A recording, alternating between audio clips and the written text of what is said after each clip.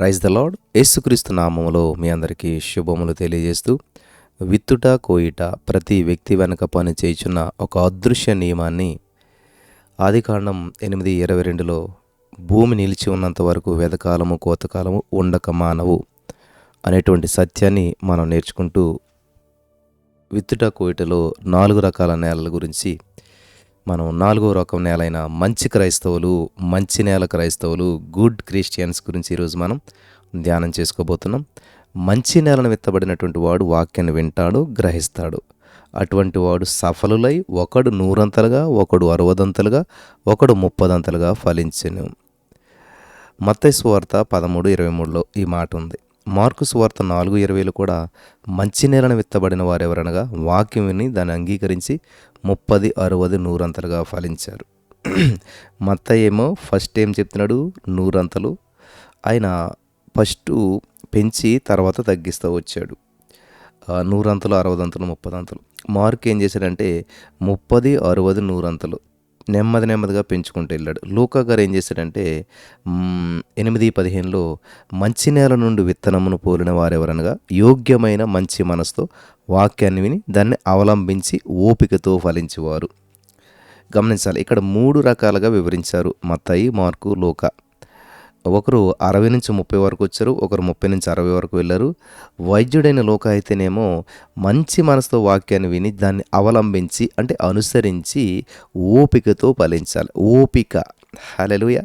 వాళ్ళ ఓపికను బట్టే వాళ్ళ ఫలితం నిర్ణయించబడుతుంది. ఇక్కడ 4వ రకమైన నేల మంచి నేల. 3 సువార్తలో రాయబడినటువంటి ఈ యొక్క ఉపమానాన్ని మనం కలిపి ధ్యానించినట్లయితే మంచి నేల యొక్క సంపూర్ణ లక్షణాలు మనకు చాలా స్పష్టంగా అర్థమవుతాయి. ప్రియులు గమనించాలి, మనం ఈ యొక్క వాక్యాన్ని ధ్యానిస్తున్నప్పుడు మనకి మంచి నేల యొక్క 7 లక్షణాలు వీటిలో కనిపిస్తాయి. నెంబర్ 1, యోగ్యమైన యథార్థమైన హృదయం. Honest, worthy and sincere heart. చాలా సిన్సియర్ అండి, ఆయన చాలా సిన్సియర్ అండి, ఆమె చాలా సిన్సియర్ అండి అని చెప్పి మనలో చాలామంది పలుకుతూ ఉంటుంటారు కదా. ఎలాగా అంటే లూకా సువార్త 8:15లో ఆయన చెప్తున్నాడు, మంచి నేలను విత్తనము పోలిన వారెవరనగా యోగ్యమైన మంచి మనసుతో వాక్యాన్ని విని దానిని అవలంబించి ఓపికతో ఫలించేవారు. యోగ్యమైన హృదయము, honesty heart, worthy heart, sincere heart.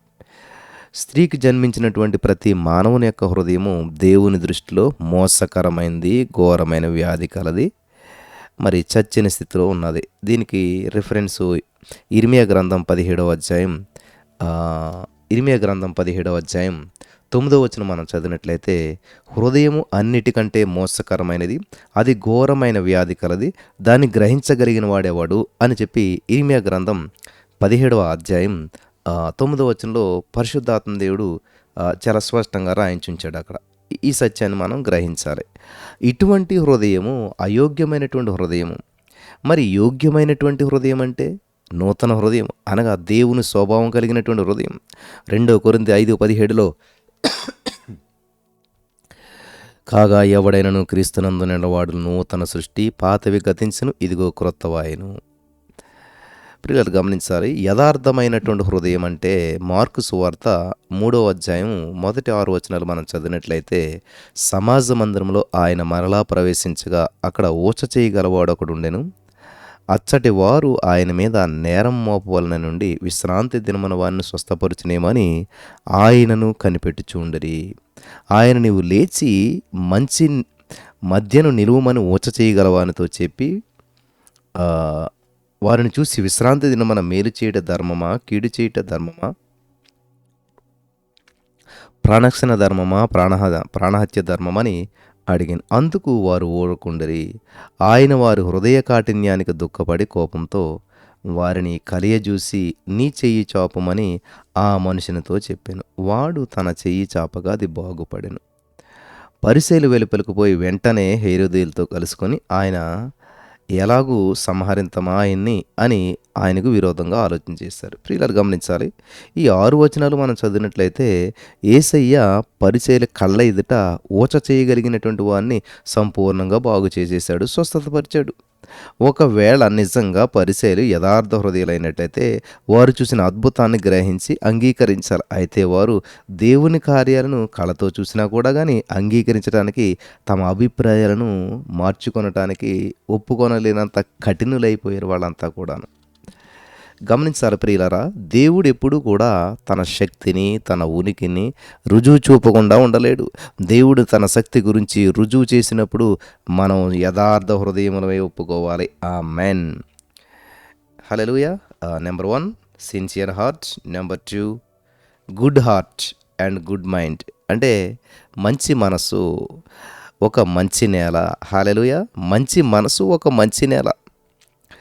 ఈ మాటను మనం ధ్యానించినట్లయితే సంఖ్యాకాండం 14:24లో నా సేవకుడైన కాలేబు మంచి మనసు కలిగి పూర్ణ మనస్సుతో నన్ను అనుసరించిన హేతువు చేత అతడు పోయిన దేశంలో అతని ప్రవేశపెట్టెదను. ఆమేన్. ఈ యొక్క వాక్యంలో మనం గమనించినట్లయితే కాలేబు మంచి మనసు గలవాడై పూర్ణ మనస్సుతో దేవుని వెంబడించాడు. ఇటువంటి సాక్ష్యాన్ని కాలేబు దేవుని దగ్గర ఎలా సంపాదించుకున్నాడు? దేవుడు పాలు తేనెలు ప్రవహించు కనాను దేశాన్ని ఇజ్రాయేలులకు అప్పగిస్తానని చెప్పి సెలవిచ్చాడు. తర్వాత 12 మంది ఆ గోత్ర నాయకులను కూడా ఆ ప్రాంతంలోనికి వెళ్ళి సంచరించి రమ్మని చెప్పి మోసే పంపించాడు. బైబిల్ గ్రంథంలో 10 మంది చెడ్డ సమాచారం తెచ్చారు. కేవలం 2 అనగా యెహోషువ, కాలేబులు మాత్రమే మంచి సమాచారం తెచ్చారు.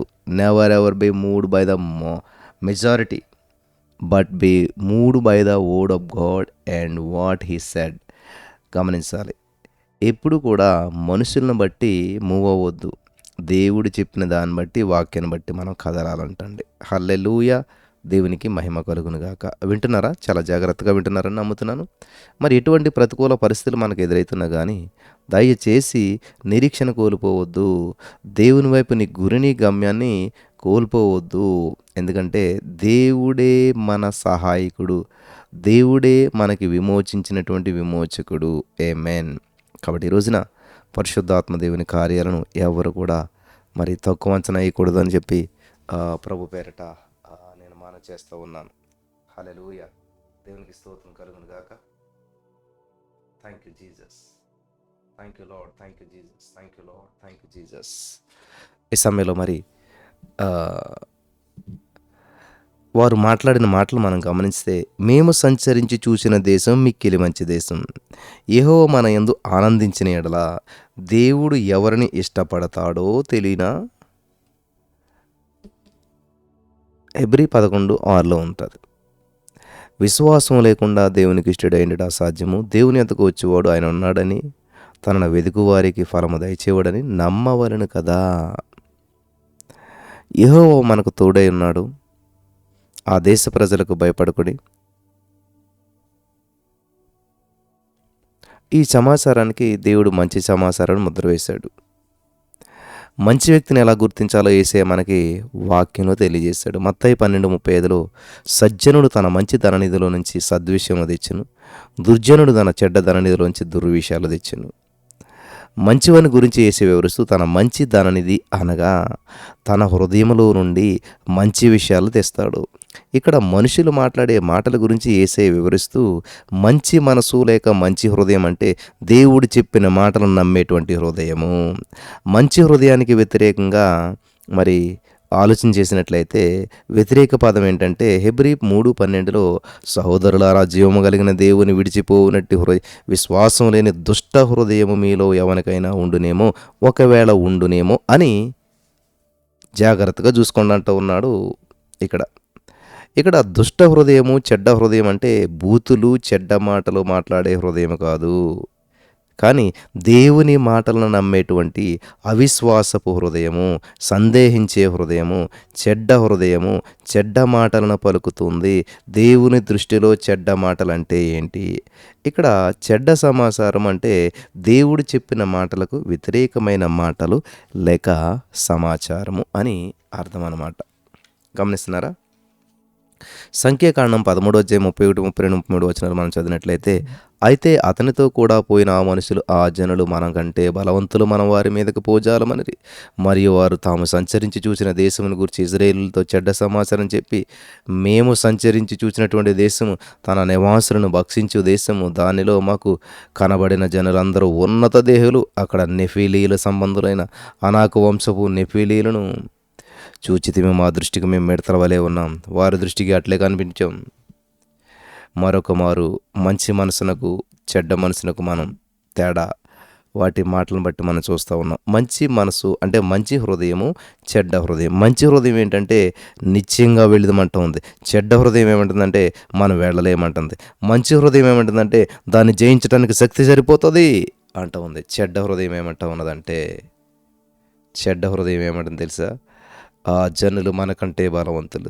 మంచి హృదయం చాలా మిక్కిలి మంచి దేశం అంటుండే, చెడ్డ హృదయం భక్షించే దేశం అది. ఈ పైవాక్యాలన్నింటిని మనం గమనించినట్లయితే విశ్వసించి విశ్వాసపు మాటలను మాట్లాడే హృదయమే మంచి నేల. ఆమేన్. ప్రియులారా గమనించాలి, సందేహించేటువంటి హృదయం మంచి నేల కానే కాదు. ఏ వాగ్దానాన్ని నువ్వు గ్రహించావో ఆ వాగ్దానాన్ని నెరవేర్చుటకు దేవుడు శక్తిమంతుడై ఉన్నాడు. నమ్మాలి మనం. కాబట్టి అప్పుడు దేవుడు నిన్ను మంచి మనసు కలిగినటువంటి మంచి కుమారునిగా చూసి నిన్ను బట్టి ఆయన సంతోషిస్తూ ఉన్నాడు. కాబట్టి దేవుని ఎలా నమ్మాలో నేర్చుకోవాలి, దేవుని ఎలా సందేహించకూడదో మనం నేర్చుకోవాలి. ఆమేన్. హల్లెలూయా. దేవునికి స్తోత్రం కలుగును గాక. గమనించాలి నా ప్రియమైనటువంటి సహోదరి స్నేహితులారా. కాబట్టి నమ్ముట నీవు నడితే నమ్మవానికి సమస్తం సాధ్యమని చెప్పి మార్కు 9:23 దేవుడు చెప్తున్నాడు. ఇది నిజంగా ఒక అసాధారణమైనటువంటి, హద్దులు లేనటువంటి, పరిమితి లేనటువంటి వాగ్దానం. హల్లెలూయా. నెక్స్ట్ మూడవదిగా హీరింగ్ హార్ట్ అంటే వాక్యాన్ని, దేవుని స్వరాన్ని వినేటువంటి హృదయం. లూకాసు వార్త 8:15 మంచి నేల నుండి విత్తనం పూరిన వారెవరనగా యోగ్యమైన మంచి మనస్సుతో వాక్యాన్ని విని దాన్ని అవలంబించి ఓపికతో ఫలించేవారు.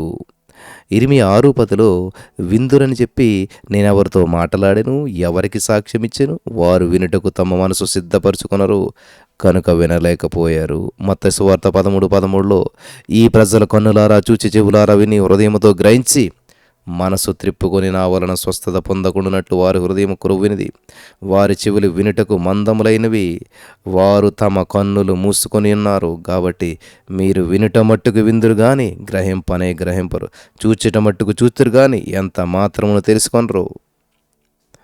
ఇక్కడ ప్రభు ఏమంటున్నాడంటే గమనించాలి, వింటున్నారు కానీ వినడం లేదు, చూస్తున్నారు కానీ చూడటం లేదు. కారణం వారి చెవులు వినటానికి మందములైనాయి, వారి కన్నులు మూసుకొని ఉన్నాయి. చాలామంది దేవుని యొక్క వాక్యాన్ని వింటున్నప్పుడు కానీ, వాక్యాన్ని చదువుతున్నప్పుడు కానీ అలక్ష్యంతో, నిర్లక్ష్యంతో వింటూ చదువుతూ ఉంటారు. ఇలా ఆశ్రితతో వాక్యాన్ని వినేటువంటి వారు, చదివేటువంటి వారు హృదయం మంచి నేల కానే కాదు. అందుకే లూకా 8:18 మీరు ఎలాగ వినుచున్నారో చూసుకోండి అని చెప్తున్నాడు. మార్కు సువార్త 4:24 ఆయన మీరేమి వినుచున్నారో జాగ్రత్తగా చూసుకోండి అంటున్నాడు. హల్లెలూయా. దేవునికి స్తోత్రం కలుగును. జాగ్రత్తగా చూసుకోండి అంటున్నాడు. దేవుని వాక్యాన్ని ఏక మనస్సుతో, పూర్ణ హృదయంతో వినాలి. చాలామంది దేవుని వాక్యాన్ని వినటానికి శ్రద్ధ చూపించరు అసలేని. ఇర్మియా గ్రంథం 17:23 అయితే వారు వినకపోయిరి, చెవిని బెట్టకపోయిరి, వినకుండాను బోధ నొందకుండాను మొండికి తిరిగిరి. హెబ్రీ 5:11 ఇందుని గూర్చి మేము చెప్పవలసిన అనేక సంగతులు ఉన్నవి కానీ మీరు వినుటకు మందులైనందున వాటిని విశదపరచుట కష్టము. రోమా 10:17 గమనించాలి, కాగా వినుట వలన విశ్వాసం కలుగును, వినుట క్రీస్తుని గురించిన మాట వలన కలుగుతుందంట. వినుట వలన విశ్వాసం కలుగుతుంది. కాబట్టి ఎక్కువగా వింటే ఎక్కువ విశ్వాసం కలుగుతుంది, తక్కువగా వింటే తక్కువ విశ్వాసం కలుగుతుంది. వాక్యమే వినుకుంటే విశ్వాసమే రాదు. వారు విశ్వసింపని వానికి ఎట్లా ప్రార్థన చేయుదురు, వినని వారిని ఎట్లు విశ్వసించుదురు, ప్రకటించువాడు లేకుండా వారెట్లు విందురు. రోమా 10:14 ఉన్న మాట ఇది. కాబట్టి వాక్యాన్ని ఎందుకు ప్రకటించాలి? ప్రజలు వినటానికి. ప్రజలు ఎందుకు వాక్యం శ్రద్ధగా వినాలి? వాక్యం గ్రహించడానికి. ప్రజలు ఎందుకు వాక్యాన్ని గ్రహించాలి? విశ్వాసం పొందుకొనటానికి. ప్రజలు విశ్వాసం ఎందుకు పొందుకోవాలి? దేవుని ప్రార్థించడానికి. దేవుని ఎందుకు ప్రార్థన చేయాలి? ఆత్మ, ప్రాణ, దేహం యొక్క ప్రతి అవసరత తీర్చబడటానికి. ఆమేన్. హల్లెలూయా. సామెతల గ్రంథం 8:34 చూసినట్లయితే, అనుదినము నా గడప యొద్ద కనిపెట్టుకుని నా ద్వారబంధముల యొద్ద కాసుకుని నా ఉపదేశం వినివారు ధన్యులు. ఆమేన్. గమనించండి, నీవు వాక్యాన్ని వినుచూ ఉండగా ఒక క్షణములో దేవుడు నీ యొక్క జీవితాన్ని మార్చివేయగలుగుతాడు. ఒకవేళ అదే క్షణంలో సైతాను నీ యొక్క దృష్టిని మరల్చినట్లయితే ఏమి లాభం చెప్పండి? నీవు శ్రద్ధగా దేవుని వాక్యాన్ని వింటూ ఉన్నట్లయితే దేవుడు నీ మనోనేత్రాలను వెలిగిస్తూ ఉన్నాడు, తెరుస్తూ ఉన్నాడు. నీవు నీ దేవుడైనటువంటి యెహోవా మాట శ్రద్ధగా విని నడుచుకుని నీ ఎడల నీ దేవుడని యెహోవా భూమి మీద ఉన్న సమస్త జనముల కంటే నేను హెచ్చిస్తాడు. ద్వితీయోపదేశకాండం 28:1, ద్వితీయోపదేశకాండం 11:13. కాబట్టి మీ పూర్ణ హృదయముతోనూ మీ పూర్ణాత్మతోనూ మీరు శ్రద్ధగా విని నీ ఎడల. ఆమేన్. Thank you lord. మీకు అవసరం ఉన్నటువంటి విషయాలను గురించినటువంటి ప్రసంగాలను వినేటువంటి మంచి అలవాటు నీకు ఉన్నదా? నీకు ఆర్థిక సమస్యలు నువ్వేమో మరి బాధపడుతూ ఉన్నావు. నువ్వు స్వస్థత గురించి వాక్యం వింటే ఎలాగా? నువ్వేమో అనారోగ్య సమస్యతో బాధపడుతున్నావు, నువ్వు అప్పులు తీరాలని వాక్యం వింటే ఎలాగా? జాగ్రత్తగా చూసుకోవాలి. నీకు అవసరం ఉన్నటువంటి వాక్యం గురించి చాలా శ్రద్ధగా తీసుకోవాలి ప్రియులారా. ఈ లోకంలో అనేకమైనటువంటి పనికిరాని విషయాలు మనలోకి ప్రవేశిస్తూ ఉంటాయి.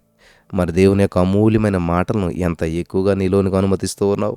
నీవు ప్రతిరోజు జాగ్రత్తగా మంచి ప్రసంగాలు వినడం అలవాటు చేసుకుంటే నీ యొక్క జీవితం అపరిమితంగా మార్చబడుతుంది.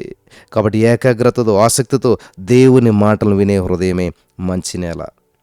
4వది, గ్రహించే హృదయం, అండర్స్టాండింగ్ హార్ట్. మంచి నేలను విత్తబడినటువంటి విత్తనాలు మత్తయి 13:23 ప్రకారం వాక్యం విని గ్రహించేవాడు అట్టివారు సఫలులై ఒకడు 100 ఒకడు 60 ఒకడు 30 ఏం చేశారంటండి? ఫలించెను. ఆమేన్. గమనించాలి ప్రియులారా, యేసుక్రీస్తు ప్రభువారు వాక్యాన్ని ఎందుకు వినమంటున్నాడంటే గ్రహించడానికి. మత్తయి సువార్త 15:10 దేవుడు చెప్పిన మాట ఏంటంటే, జన సమూహములను పిలిచి మీరు విని గ్రహించుడి. మనం ముందుగానే త్రోవ పక్క పడినటువంటి విత్తనాలను మరి త్రోవ పక్కన విత్తబడినటువంటి నేలను చూసాం. ఆ విత్తనం చూసాం. అది గ్రహించలేనటువంటి నేల అనమాట. అందుకే ఆశతో ప్రార్థనాపూర్వకంగా శ్రద్ధతో మనం దేవుని యొక్క వాక్యాన్ని వినాలి. వాక్యము ఫలించాలంటే దానిని మొట్టమొదటిగా గ్రహించాలి, లేక అర్థం చేసుకోవాలి. ఎప్పుడు వాక్యాన్ని అర్థం చేసుకుంటావో అప్పుడే వాక్యం నీ హృదయంలో నాటబడుతుంది. కొలసీ సంఘం అత్యంత ప్రాముఖ్యమైనటువంటి నిరీక్షణ, ప్రేమ, విశ్వాస విషయంలో బహుగా వర్ధిల్చున్నది. పౌలు దేవునికి బహుగా కృతజ్ఞతలు చెల్లిస్తూ ఉన్నాడు. కాగా విశ్వాసము, నిరీక్షణ, ప్రేమ ఈ 3 కూడా నిలుస్తాయటండి. వీటిలో శ్రేష్టమైనది ప్రేమే. 1 కొరింథీ 13:13. కొలసీ సంఘం ఎదగటానికి కారణం ఏంటంటే విని గ్రహించి ఫలించుచూ ఉన్నారు వాళ్ళు. కొలసీ 1:6 ప్రకారం విని గ్రహించి ఫలిస్తూ ఉన్నారు. మీరు ఫలించడానికి కారణం ఎపఫ్రా యొక్క బోధనలను, ప్రేమ, విశ్వాసము, నిరీక్షణ గురించి శ్రద్ధగా విన్నారు, గ్రహించారు కనుక ఫలించారు. కాబట్టి ఇక్కడ దేవుడిచ్చిన అమూల్యమైన వాగ్దానాలు నీవు గ్రహించినప్పుడే ఆ వాగ్దానాలు నీ జీవితంలో నెరవేర్చబడతాయి. లేఖనాలు గ్రహించినట్లుగా యేసు వారి మనసును తెరిచాడని లూకా సువార్త 24:45 మనం చదువుతూ ఉన్నాం. అందుకే పౌలు గారు ఎఫెసీ 1:7 మన మనోనేత్రాలు వెలిగించబడాలని, కొలసీ 1:9 ఆయన చిత్తం పరిపూర్ణంగా గ్రహించిన వారి ఉండాలని చెప్తూ ఉన్నాడు ఆయన. కాబట్టి యోగ్యమైన హృదయమే మంచి నేల, దేవుని మాటలు నమ్మే హృదయమే మంచి నేల, ఏకాగ్రతతో వినేటువంటి హృదయమే మంచి నేల, వాక్యాన్ని విని గ్రహించే హృదయమే మంచి నేల. హల్లెలూయా. 5వదిగా యాక్సెప్టింగ్ హార్ట్, అంగీకరించేటువంటి హృదయం. మంచి నేలను విత్తబడిన వారు ఎవరనగా మార్కు 4:20 ప్రకారం వాక్యం విని దానిని అంగీకరించి 30 60 100 ఫలిస్తారని చెప్తూ ఉన్నాడు. గమనించాలి, వాక్యాన్ని వినడం ఒక్కటే సరిపోదు, వాక్యాన్ని గ్రహించాలి. వాక్యాన్ని గ్రహించిన తర్వాత ఆ వాక్యాన్ని అంగీకరించాలి. సామెతలు 4:10 నా కుమారుడా, నీవు ఆలకించి నా మాటలు అంగీకరించినడల నీవు దీర్ఘాయుష్మంతుడు వగుతావు. ఆ హేతువు చేతను మీరు దేవుని గూర్చిన వర్తమాన వాక్యము మా వలన అంగీకరించినప్పుడు మనుషుల వాక్యమని ఎంచకుండా అది నిజముగా ఉన్నట్టు దేవుని వాక్యమని దాన్ని గ్రహించి అంగీకరించిదిరి కనుక మేము మానక దేవుని కృతజ్ఞతలు ఆ వాక్యమే విశ్వాసులని మీలో కార్యసిద్ధి కలుగజేసినదని 1 తెస్సలోనిక 2:13 చెప్తున్నాడు. ఇక్కడ గమనించాలి. తెస్సలోనిక సంఘం ఎలా ఉన్నదో తెలుసా? వీరి విశ్వాసం బహుగా అభివృద్ధి పొందుతుంది. ఇతరుల ఎడల వీరి ప్రేమ అత్యధికమవుతుంది. విశ్వాసంతో కూడినటువంటి ఓర్పు అత్యధికమవుతూ ఉన్నది. ఆమేన్, హల్లెలూయా. అయితే ఈ సంఘానికి ఇవ్వబడినటువంటి పేరు దేవుని వలన ప్రేమించబడిన సంఘము. మొదటి తెస్సలోనిక 1:4 దేవుని వలన ప్రేమించబడిన సహోదరులారా అంటా ఉన్నాడు అక్కడ ఆయన. కారణం ఏంటనుకుంటున్నారు? తెస్సలోనిక సంఘం పౌలు ప్రసంగాలను విన్నప్పుడు వాటిని గ్రహించి అది నిజముగా ఉన్నట్టు అంగీకరించింది. హల్లెలూయా. ఆ వాక్యమే అనగా ఏ వాక్యాన్ని విన్నారో, ఏ వాక్యాన్ని గ్రహించారో వారు ఆ వాక్యాన్ని అంగీకరించారు. అప్పుడు ఆ జీవవాక్యం కార్యసిద్ధి కలుగజేసింది. అందుకే ఈ సంఘం యొక్క విశ్వాసం ప్రతి స్థలమందు మరి మారుమోగిందంట.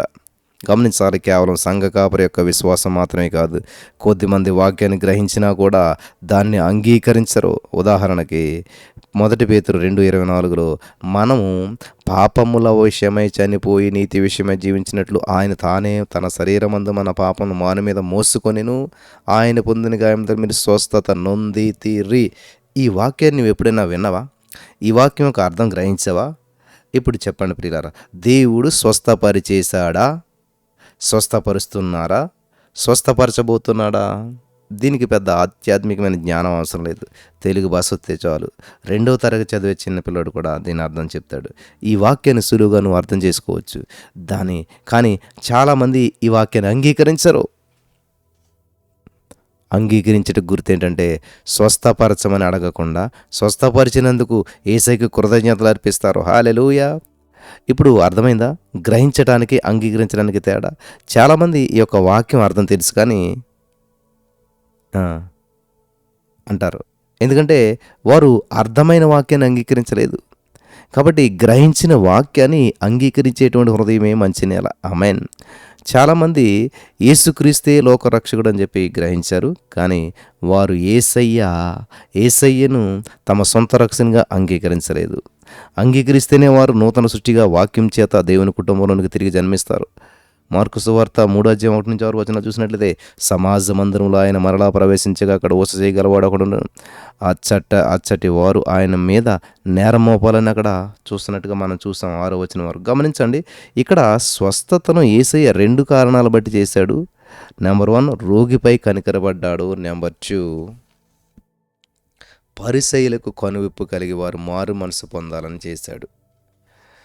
లేకపోతే ఆయన ఎప్పుడైనా చేయగలుగుతాడు, ఎక్కడైనా చేయగలుగుతాడు.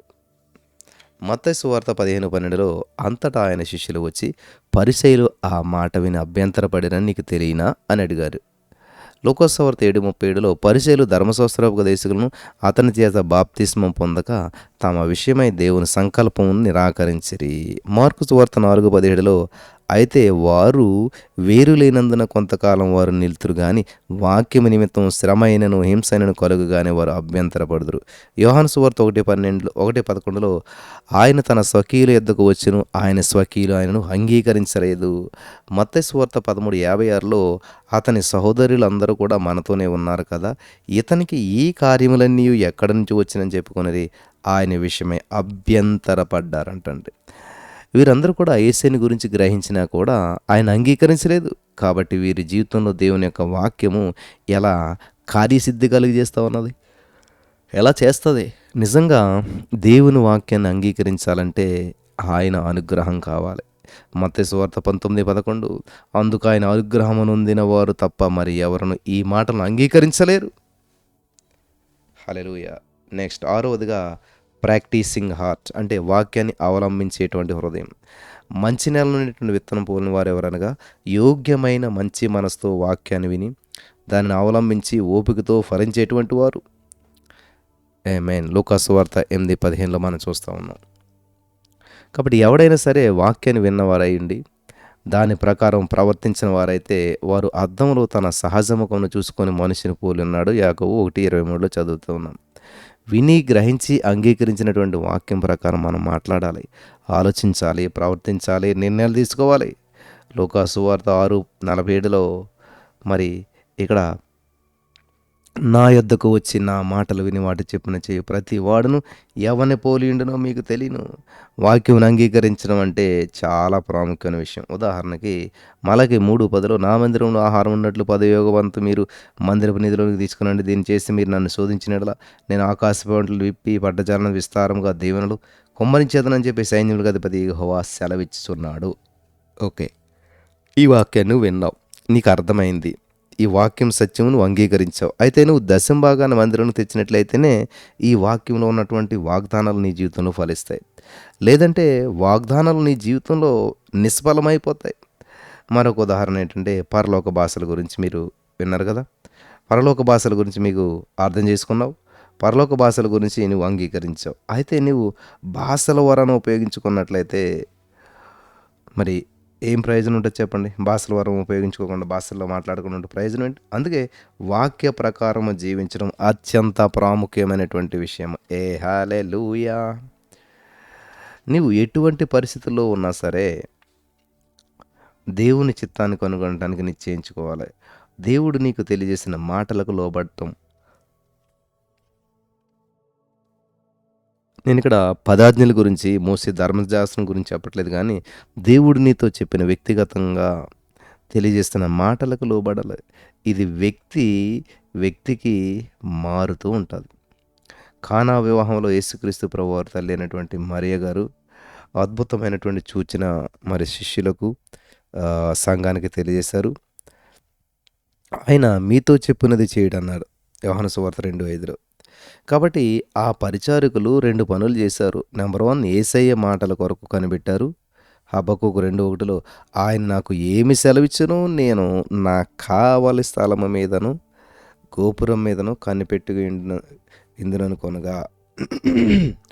రెండవది, ఆ మాటల ప్రకారం చేశారు, అనగా వాక్యాన్ని అవలంబించారు.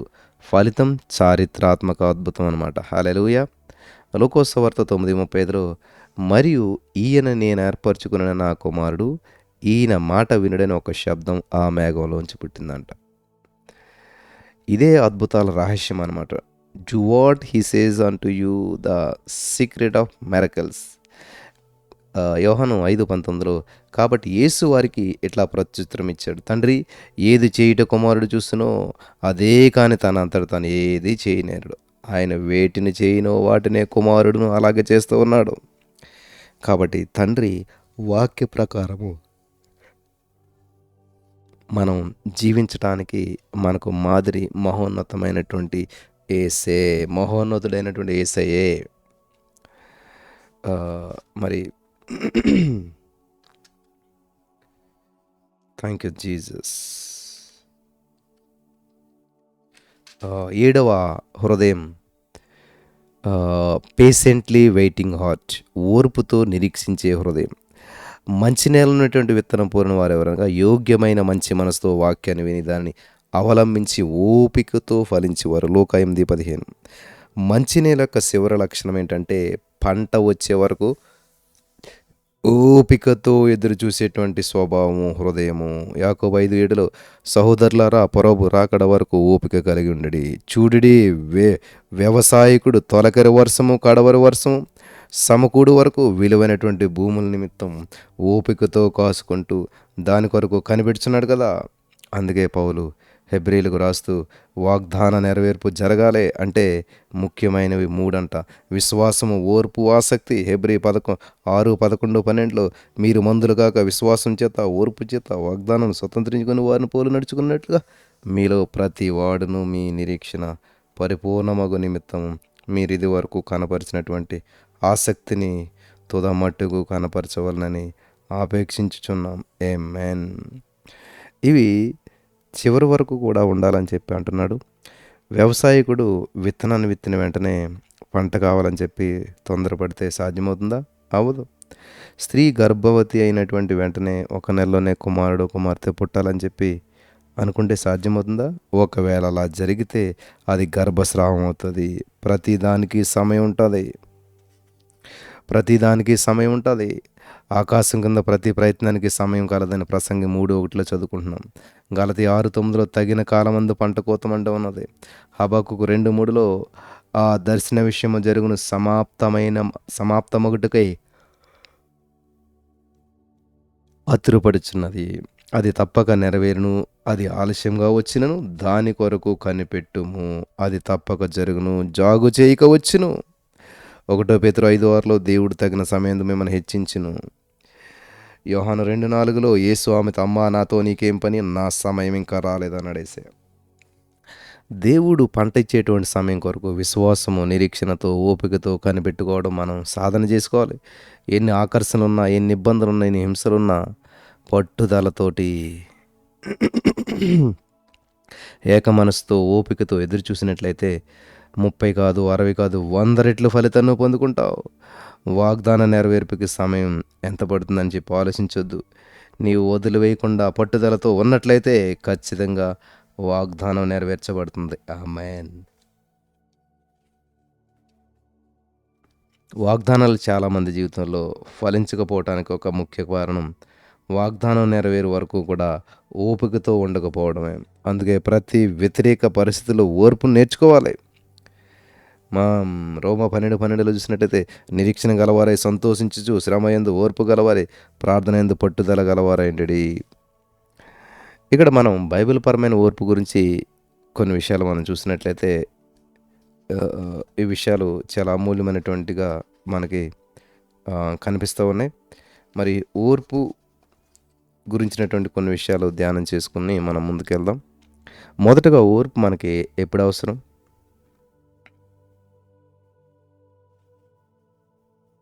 మనం అనుకున్నది అనుకున్నట్లుగా అనుకున్న సమయంలో జరిగినప్పుడు మనకు ఓర్పు అవసరం కదా. ఓర్పు మనం నిర్వహించాలనుకుంటున్నాం. అన్ని రకాల పరిస్థితులందు ఒకే రీతిగా ఒకే రకమైన మానసిక స్థితిని మనం కలిగి ఉండగలగటం అనమాట. Being constant at all kinds of circumstances అంటే పరిస్థితులు. హల్లెలూయా. వాగ్దాన నెరవేర్పుకి ఓర్పు చాలా ప్రాముఖ్యమైనటువంటిది. విశ్వాసం చేతను, ఓర్పు చేతను వాగ్దానం స్వతంత్రించుకుని వారిని పోరి నడుచుకున్నట్లుగా మీలో ప్రతివాడును మీ నిరీక్షణ సంపూర్ణమగు నిమిత్తము మీరిది వరకు కనబరిచిన ఆసక్తిని తుదమట్టుకు కనపరచవలనని ఆపేక్షించున్నాను. హెబ్రీ 6:12లో.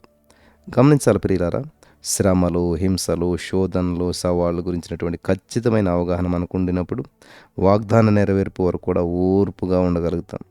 ఈ శ్రమలకు మూలం ఎక్కడున్నాయో మనం తెలుసుకోవాలి. శ్రమలు, శోధనలు దేవుని నుంచి రావు. వాటి కర్త సైతానుగాడు.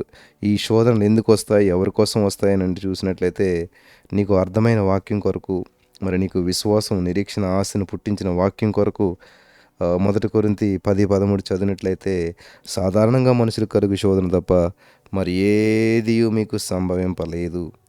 హల్లెలూయా. దేవుడు నమ్మదగిన వాడు, మీరు సహింపగలిగినంటి కంటే ఎక్కువ ఆయన మిమ్మను శోధింపబడనియ్యడు. అంతేకాదు సహించగలుగుటకు ఆయన శోధనతో కూడా తప్పించుకుని మార్గమును కలుగజేయవాడు. ఈ సత్యాన్ని మీరు గ్రహించినట్లయితే చాలా అద్భుతమైన విషయాలు మీరు చూడగలుగుతారు.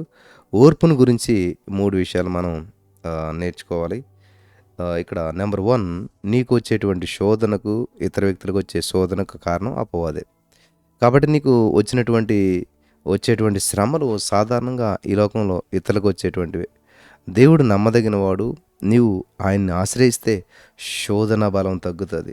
ఆశ్రయించుకుంటే ఆ శ్రమ నిన్ను ఒకవేళ నాశనం చేయవచ్చేమో. కాబట్టి లోకంలో శ్రమను తట్టుకోలేక చాలామంది నాశనం అవుతున్నారు. దేవుని నడిపింపు కొరకు కనిపెట్టినప్పుడు దేవుడు మన కొరకు మరి ఒక తప్పించుకునేటువంటి మార్గాన్ని చూపించును. హల్లెలూయా. సాతాను గాడిని నడ్డి విరిచేటువంటి 2 ఆయుధాలు ఏంటో మనం తెలుసుకుని ఈ యొక్క వాక్యాన్ని ముగించుకుందాం. 2 ఆయుధాలు ఏంటంటే స్తుతి, వాక్యానుసారమైన స్తుతి. రెండోది ఏంటంటే దేవుని వాక్యాన్ని నమ్మి చిరునవ్వు నవ్వడం అనమాట. హల్లెలూయా. ఒక వాగ్దానాన్ని నీవు పట్టుకొని నమ్ముతూ ఉన్నప్పుడు సాతాను గాడు అనేక రీతిలుగా నీపై ఒత్తిడిని తీసుకొస్తాడు. రోగంతో నీపై దాడి చేయొచ్చు, మనసులో గందరగోళం పుట్టించవచ్చు, మనుషులు నీపైకి రేపొచ్చు. సైతాను గాడు ఎన్ని తంత్రాల పనినా కూడా వాని ఆయుధాలను గురించిన జ్ఞానము, వాని బలహీనతలను గురించినటువంటి అవగాహన నువ్వు కలిగి ఉన్నట్లయితే సంతోషంతో కూడిన ఓర్పును నీవు వాగ్దానం నెరవేర్పు వరకు కూడా చూడగలుగుతావు. హల్లెలూయా. ఎంత భయంకరమైన పరిస్థితి అయినా కానీ మనకు దేవుని దగ్గర పరిష్కారం అదే, తప్పించుకునే మార్గం ఉన్నది. హల్లెలూయా. అందుకే చిరునవ్వు నవ్వాలి. హల్లెలూయా. సాధారణంగా శ్రమలు, శోధనలు ఏంటో తెలుసా? హెబ్రీ పత్రిక 1-2, 12 అధ్యాయం 1-2-3 వచనాలు మీరు చదువుకోండి సమయం ఉన్నప్పుడు. ఎంత గొప్ప సాక్షి సమూహం మేఘం వలె మనల్ని ఆవరించినందున 3వ వచనం వరకు చదువుకోండి. ఒక విధంగా చూస్తే మీరు నిందలను, బాధలను అనుభవించటి చేత 10 మందిలో మరి ఆరడపడతారు. మరి ఒక విధంగా చూస్తే వాటిని అనుభవించినటువంటి వారితో పాలువారైపోతుంటారు. హెబ్రీ 10:33లో మనుషుల వలన అవమానములు, నిందలు, తిరస్కారాలు, శోధనలు, శ్రమలు అంటే ఇవే. హెబ్రీ సంఘస్థులు వెలిగింపు పొందుకున్నటువంటి వెంటనే మహాశ్రమలు అనుభవించారంట. అయితే వారు ఓర్పు కలిగి ఉండి వాక్యాన్ని వదిలిపెట్టలేదంట. ఓర్పు 2 రకాలు. లోకం చెప్పుకునే ఓర్పు, బైబిల్ పరమైన ఓర్పు. లోకపరమైన ఓర్పు ఎటువంటిదంటే, నాకు ఈ శ్రమలు తప్పో, నా బ్రతికింతే, చచ్చేంత వరకు నేను ఈ పరిస్థితులను ఒప్పుకోవాల్సిందే, ఓర్చుకోవాల్సిందే, ఈ పరిస్థితులు మారవు అని చెప్పి నిరుత్సాహంతో, నిట్టూర్పుతో, నిరాశతో నిండుకొని ఉంటుందన్నమాట. అయితే బైబిల్ పరమైనటువంటి ఓర్పు అలా కాదు. ఆనందంతో కూడిన ఓర్పు. కొలస్సీ 1:9-12 వచనాల వరకు. నిరీక్షణతో ఎదురుచూసేటువంటి ఓర్పు. మొదటి తెస్సలోనిక 1-2-3. ఆసక్తితో కూడినటువంటి ఓర్పు. హెబ్రీ పత్రిక 6 అధ్యాయం 11-12 వచనాలు. గమనించాలి నా ప్రియమైనటువంటి వాళ్ళారా. కాబట్టి ఇక్కడ వాగ్దానం నెరవేర్పు మనకి సంతోషంతో, నిరీక్షణతో, ఓర్చుకుంటూ, ఆసక్తితో దేవుని మహింపరిచేటువంటి హృదయమే మంచి నేల. విత్తుట, కోయుట వెంటనే జరిగేటువంటి ఒక మంచి సంఘటన కాదు, అది ఒక ప్రక్రియ. కాబట్టి మనం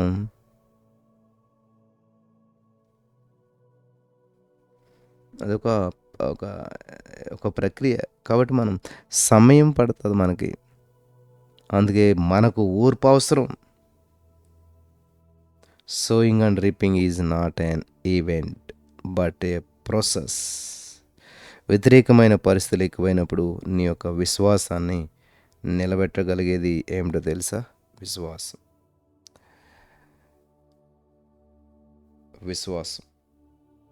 ఓర్పు. కాబట్టి మంచి నేల తిరిగి జన్మించినటువంటి నూతన హృదయం, మంచి నేల దేవుని మాటలను సందేహించకుండా పూర్ణ హృదయంతో నమ్మే హృదయం, మంచి నేల దేవుని మాటలను ఏకాగ్రతతో వినేటువంటి హృదయం, మంచి నేల దేవుని మాటలను గ్రహించే హృదయం, మంచి నేల దేవుని మాటలను అంగీకరించే హృదయం, మంచి నేల దేవుని మాటలను అవలంబించే హృదయం, మంచి నేల నిరీక్షణతో కూడిన పట్టుదల కలిగిన ఓర్పుతో కూడినటువంటి హృదయం.